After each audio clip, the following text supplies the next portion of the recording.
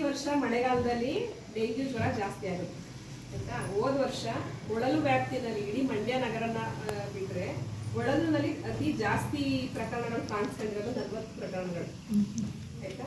ಅದಕ್ಕೋಸ್ಕರ ಇಡೀ ಕರ್ನಾಟಕದಾದ್ಯಂತ ಡೆಂಗ್ಯೂ ಮತ್ತೆ ಚಿಕನ್ ಗುನ್ಯಾ ಜ್ವರ ಅಂದ್ರೇನು, ಅದು ಯಾಕೆ ಬರುತ್ತೆ, ಅದನ್ನ ಹೇಗೆ ನಿಯಂತ್ರಣ ಮಾಡಬೇಕು ಅಂತ ನಾವು ಪ್ರತಿ ವರ್ಷ ಮನೆಗಳಲ್ಲಿ ಹೇಳಿ ಸಾಕಾಗಿದೆ. ಈ ವರ್ಷ ಏನು ಹೊಸ ಆಂದೋಲನ ಅಂದ್ರೆ ಪ್ರತಿ ಮಕ್ಕಳಿಗೆ ಶಾಲೆಯಲ್ಲಿರ್ತಕ್ಕಂಥ ಎಲ್ಲ ಮಕ್ಕಳಿಗೆ ತಿಳಿಸೋದ್ರ ಮೂಲಕ ಮತ್ತೆ ಶಾಲಾ ಆವರಣವನ್ನ ಸ್ವಚ್ಛ ಮಾಡಿಕೊಂಡು ನೀವು ಪ್ರತಿದಿನ ಸೊಳ್ಳೆ ಇದ್ದಂಗೆ ನೋಡ್ಕೊಳ್ಳೋದ್ರ ಮೂಲಕ ಚಿಕ್ಕ ಮಕ್ಕಳಿಗೆ ಡೆಂಗ್ಯೂ ಮತ್ತೆ ಚಿಕನ್ ಗುನ್ಯಾ ಹರಡಬಾರದು ಅನ್ನೋಂಥ ಉದ್ದೇಶ ಆಯ್ತಾ. ಸೊ ನಿಮ್ಗೆಲ್ಲ ಗೊತ್ತು ಡೆಂಗ್ಯೂ ಜ್ವರ ಅಂದ್ರೆ ಏನು ಅಂತ ಗೊತ್ತಿದ್ಯಾ? ಹೇಳಿ ನೋಡೋಣ ದೊಡ್ಡ ಮಕ್ಕಳು. ಏನು ಡೆಂಗ್ಯೂ ಜ್ವರ ಅಂದ್ರೆ ಹೇಳಿದ್ರಾ?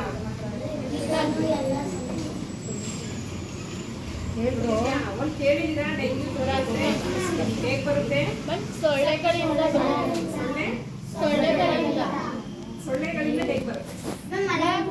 ನಮ್ಮ ಮನೆ ಹತ್ರ ತುಂಬಾ ಹಳೇದಾದ ನೀರ್ ಇಡ್ಕೊಂಡ್ರೆ ಅಲ್ಲಿಂದ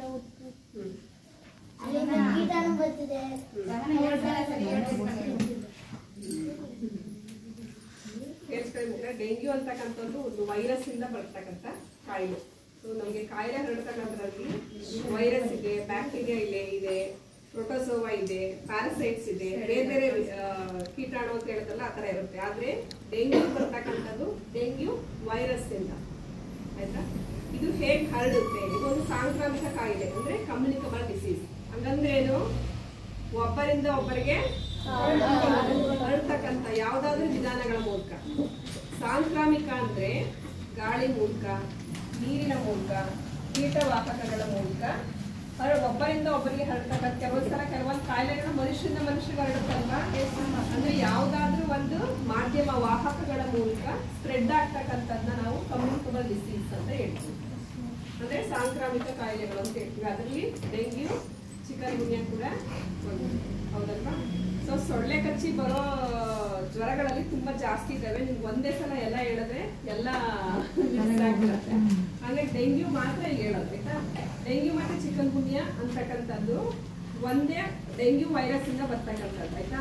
ಡೆಂಗ್ಯೂ ವೈರಸ್ ಹೇಗೆ ಬರುತ್ತೆ ಅಂದ್ರೆ ಸೋಂಕಿತ ಸೊಳ್ಳೆ ಇನ್ಫೆಕ್ಟೆಡ್ ಮಸ್ಕಿಟೋಸ್ ಇರುತ್ತಲ್ಲ, ಅದು ಮನುಷ್ಯನನ್ನ ಕಚ್ಚಿದಾಗ ನಮ್ಮ ಶರೀರವನ್ನ ಪ್ರವೇಶಿಸಿ ರೋಗ ಲಕ್ಷಣಗಳು ಉತ್ಪತ್ತಿಯಾಗುತ್ತೆ. ಆ ಸೊಳ್ಳೆ ಹೆಸರೇನು ಅಂದ್ರೆ ಈಡಿಸ್ ಈಜಿಪ್ಟೈ ಅಂತ. ಈಡಿಸ್ ಈಜಿಪ್ಟೈ ಅಂತ ಆ ಸೊಳ್ಳೆ ಅದು ಎಲ್ಲಿರುತ್ತೆ ಅದು ಸೋಂಕಿತ ವ್ಯಕ್ತಿ ಯಾರಿಗೆ ಫಸ್ಟ್ ಜ್ವರ ಬಂದಿರುತ್ತೋ, ಡೆಂಗ್ಯೂ ಜ್ವರ ಬಂದಿರುತ್ತೋ ಆ ವ್ಯಕ್ತಿಯಲ್ಲಿ ಇರುತ್ತೆ.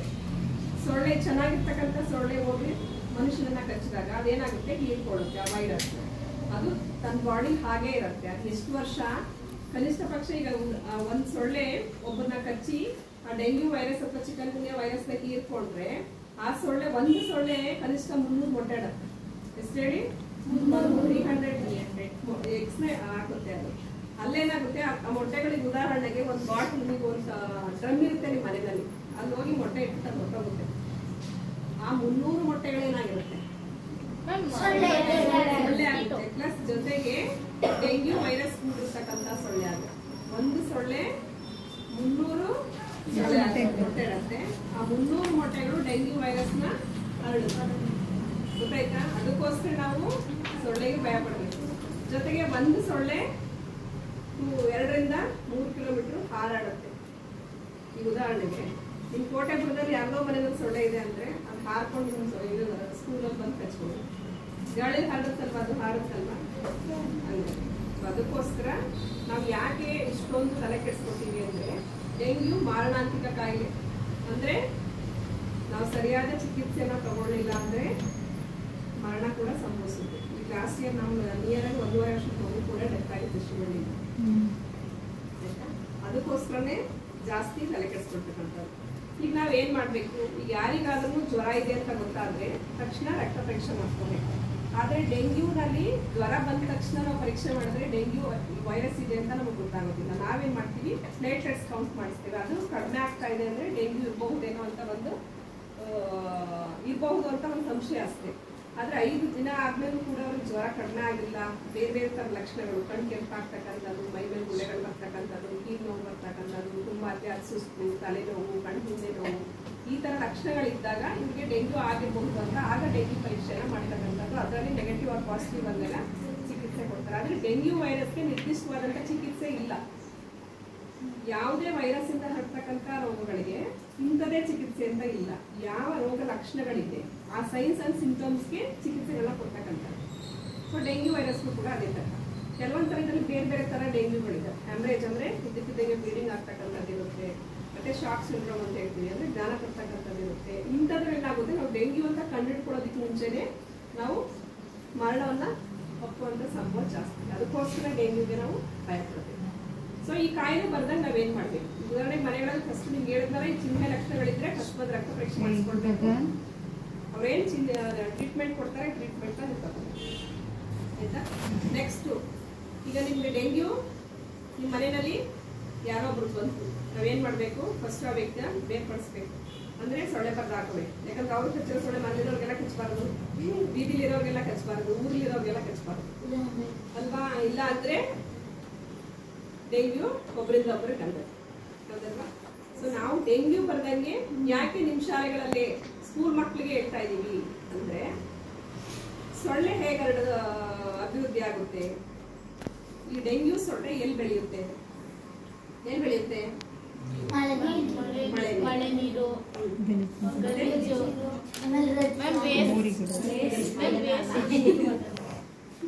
ನಿಂತ ನೀರು, ಸ್ವಚ್ಛವಾದ ನೀರಲ್ಲಿ ಸೊಳ್ಳೆ ಉತ್ಪತ್ತಿ ಆಗುತ್ತೆ. ಡೆಂಗ್ಯೂ ಸೊಳ್ಳೆ ಇದೆಯಲ್ಲ, ಇದು ಶುದ್ಧವಾದಂತ ನೀರಲ್ಲಿ ಬೆಳೀತಾರೆ. ಅದನ್ನ ಬ್ರಾಹ್ಮಣ ಸೊಳ್ಳೆ ಅಂತೀವಿ. ಅದ್ ಗಲೀಜ್ ನೀರಲ್ಲೆಲ್ಲ ಮೊಟ್ಟೆ ಬಿಡಲ್ಲ, ಕುತ್ಕೊಳ್ಳೋದು. ಶುದ್ಧವಾದ ನೀರು ಎಲ್ಲೆಲ್ಲಿ ಸಿಗುತ್ತೆ? ಟ್ಯಾಪ್. ನೆಕ್ಸ್ಟ್ ಆಯ್ತು. ಮತ್ತೆ ಮನೇಲಿ ಎಲ್ಲೆಲ್ಲ ಸಂಗ್ರಹಿಸ್ತಾರೆ?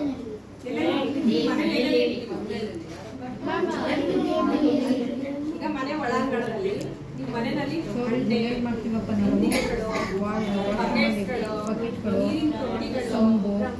ಬ್ಯಾರಲ್ಸ್ ಅಲ್ವಾ, ರಾಶಿಗಟ್ಲೆ ಇಟ್ಕೊಂಡಿರ್ತೀರ ಮನೇಲಿ.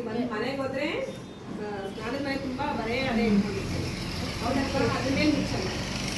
ಕೇಳಿದ್ರೆ ಏನ್ ಮೇಡಮ್ ನಾವು ಕುಡಿಯಲ್ಲ, ಕುಡಿಯಲ್ಲ ನಮ್ಮ ಕಷ್ಟ ಏನು ಸೊಳ್ಳೆ ಕಳಿಸ್ತಾವ ಅಲ್ವಾ?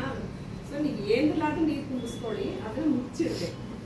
ನೀವು ಸಂಪೂರ್ಣವಾಗಿ ಟ್ಯಾಪ್ ಫುಲ್ ಮುಚ್ಚಿಟ್ರೆ ಸೊಳ್ಳೆ ಹೋಗ್ಲಿಕ್ಕೆ ಅವಕಾಶ ಇರ್ಬಾರ್ದು. ಇನ್ನು ಕೆಲವರು ಏನ್ ಮಾಡ್ತಾರೆ, ಇದೊಂದು ತೊಟ್ಟಿ ಡ್ರಮ್ ಅಂದ್ರೆ ಜಾಗ ಹೋಗ್ತಾ ಇರುತ್ತೆ. ಸೊಳ್ಳೆ ಹೋಗ್ಲಿಕ್ಕೆ ನಸ್ಲಿಕ್ಕೆ ಎಷ್ಟು ಜಾಗ ಬೇಕು ಅಲ್ಲ? ಅಂದ್ರೆ ಸ್ವಲ್ಪ ಸ್ಪೇಸ್ ಇದ್ರೆ ಸಾಕು, ಸೊಳ್ಳೆ ಹೋಗಿ ಮೊಟ್ಟೆ ನಮ್ಗೆ ಗೊತ್ತಿರೋದಿಲ್ಲ. ಮೇಡಮ್ ಮೊನ್ನೆ 4 ದಿನ ಆಯ್ತು ತೊಳ್ದಿ ಮುಚ್ಚಿದೀನಿ ನೋಡಿ ಅಂತಾರೆ. ಅದ್ರ ಒಳಗಡೆ ಈ ತರದ್ದು ಹುಳ ಇರುತ್ತೆ. ಹುಳ ಅಂದ್ರೆ ಸೊಳ್ಳೆ ಮರಿಗಳು. ಕೊಡ್ತಾ ನಿಮ್ಗೆ ಹುಳ ಆಯ್ತಾ? ಸೊಳ್ಳೆ ಮರಿಗಳು ಇದು ಹುಳ ಅಲ್ಲ. ನಾವ್ ಹೆಂಗೆ ಮಕ್ಕಳಿದ್ದು ಅಂಬೆಗಾರ ಇಟ್ಕೊಂಡು ಆಮೇಲೆ ಹೆಜ್ಜೆ ಇಟ್ಕೊಂಡು ನಡ್ಕೊಂಡು ಹೋಗ್ತೀವಿ, ಆಮೇಲೆ ಈ ತರ ಇರ್ತೀರಾ, ಆಮೇಲೆ ಹಂಗ ಆಗ್ತೀರಾ, ಆಮೇಲೆ ಅದೇ ತರ ಸೊಳ್ಳೆಗಳು ಕೂಡ ಫಸ್ಟ್ ಹೊಟ್ಟೆಗಳ ತರ ಇರುತ್ತೆ, ಕಾಣಿಸಲ್ಲ. ಮತ್ತೆ ಇದು ಸಣ್ಣ ಲಾರ್ವಾ ಆಗುತ್ತೆ, ಆಮೇಲೆ ಪ್ಯೂಫ್ ಆಗುತ್ತೆ. ಇದು ಕಾಣಿಸುತ್ತೆ ದಪ್ಪ ದಪ್ಪದು. ಪ್ಯೂಫ್ ಆಗಿ ನಿಮ್ಗೆ ಒಂದು 8 ಅವರ್ಸ್ ಸಾಕು. ಇದು ಸೊಳ್ಳೆ ಬಂದು ನಿಮ್ಗೆ ಮೇಲ್ ಬಂದು ಕೊಡು. ಯಾಕಿದ್ರೆ ತೋರ್ಸಕ್ಕೆ ಅಂತ ಟ್ಯಾಪ್ ಹಾಕಿ ಇದು ಕ್ಲೋಸ್ ಮಾಡಿದೀವಿ, ಇಲ್ಲ ಅಂದ್ರೆ ಹಂಗೆ ಆಗುತ್ತೆ. ಮನೆಗಳಲ್ಲಿ ಕೂಡ ಹೀಗೆ ಆಗುತ್ತೆ. ನಿಮ್ಗೆ ಜಸ್ಟ್ ಎಕ್ಸಾಂಪಲ್ ಬೇಕು ಅಂದ್ರೆ ನಿಮ್ಮ ಮನೆಯಲ್ಲಿ ತೊಟ್ಟಿನೊಳಗ ಹುಳಗಳು ಇದ್ದೇ ಇರುತ್ತಲ್ವಾ, ಇಲ್ಲಿನ ಕಡೆ ಹಾಕ್ಬಿಟ್ಟು ಇದ್ರ ಒಳಗಡೆ ಮೇಲ್ ಒಂದು ತೆಳುಗಿರ್ದು ಬಟ್ಟೆ ಕಟ್ಬಿಟ್ಟಿಟ್ರೆ ಹೇಗೆ ಮೇಲ್ ಬಂದು ಕೂರುತ್ತೆ ಅಂತ ಗೊತ್ತಾಗುತ್ತೆ. ಇದನ್ನ ನಾವು ಇಟ್ಟಿರ್ತೀವಲ್ಲ, ಇದನ್ನ ನಾಳೆ ಬಂದು ನೋಡಿದ್ರೆ ನಿಮ್ಗೆ ಇದೆಲ್ಲ ಸೊಳ್ಳೆಗಳು ಅಡ್ಡಾಡ್ತಾ ಇರ್ತವೆ. ಯಾಕಂದ್ರೆ ದಾಡು ಪ್ಯೂಪರ್ ಸ್ಟೇಜ್ ಇದೆ ಇದನ್ನು. ಅದಕ್ಕೋಸ್ಕರ ಸೊಳ್ಳೆಗಳು ಈ ತರ ದೊಡ್ಡ ಸೊಳ್ಳೆ ಆಗೋ ತನಕ ಬಿಡಬಾರ್ದು. ನೀವು ಒಂದ್ ಮನೆಯಲ್ಲಿ ನೀರಿನ ತೊಟ್ಟಿ ಅಥವಾ ಡ್ರಮ್ಗಳು ಇಟ್ಕೊಂಡಿದೀವಿ ಅಂದ್ರೆ ವಾರಕ್ಕೆ 2 ಸಲ ಮುಚ್ಚಿ ಹೊಡಿಬೇಕು. ಏನ್ ಮಾಡ್ಬೇಕು? ಕೊನೆಗೆ ಒಣಗಿಸ್ಬೇಕು. ನೀವು ಒಣಗಿಸ್ಲಿಲ್ಲ ಅಂದ್ರೆ, ನೀವು ಒಂದು ಉದಾಹರಣೆಗೆ ಒಂದು ಮನೆಯಲ್ಲಿ ತೊಟ್ಟಿ ಇದೆ ಅನ್ಕೊಳ್ಳಿ, ತೊಳೆದ್ಬಿಟ್ಟು ಹಾಗೆ ಬಿಟ್ಬಿಟ್ಟಿರ್ತೀವಿ, ಸೊಳ್ಳೆ ಎಕ್ಸ್ ಅಲ್ಲೇ ಗೋಡೆಗೆ ಅಂಟ್ಕೊಂಡು ಜೀವನೋಪಾಯ ವ್ಯವಸ್ಥೆ. ನೀವು 1 ವರ್ಷ ಬಿಟ್ಟು ನೀರು ಹಾಕಿದ್ರೆ ಮತ್ತೆ ಅದು ಈ ತರ ಮರಿಯಾಗುತ್ತೆ. ಉಜ್ಜಿ ತೊಳೆದಾಗ ಮಾತ್ರ ಅದು ನಾಶ ಆಗೋದು. ಇಲ್ಲಿ ತನಕ ಹಂಗಾಗಿ ನೀವು ಮನೆಗಳಲ್ಲಿ ಏನೆಲ್ಲ ನೀರು ತುಂಬಿಸ್ಕೊತೀರಾ, ತೊಟ್ಟಿ, ಡ್ರಮ್ಮು, ಪ್ರತಿಯೊಂದನ್ನು ಕೂಡ ಮುಚ್ಚಿಟ್ಕೋಬೇಕು. ವಾರಕ್ಕೆ 2 ದಿನ ತೊಳಿಬೇಕು ಮತ್ತೆ ಒಣಗಿಸ್ಬೇಕು ಆಯ್ತಾ. ಮತ್ತೆ ಫ್ರಿಡ್ಜ್ ಹಿಂದೆ ನೀರು ಬರುತ್ತೆ, ಆ ನೀರು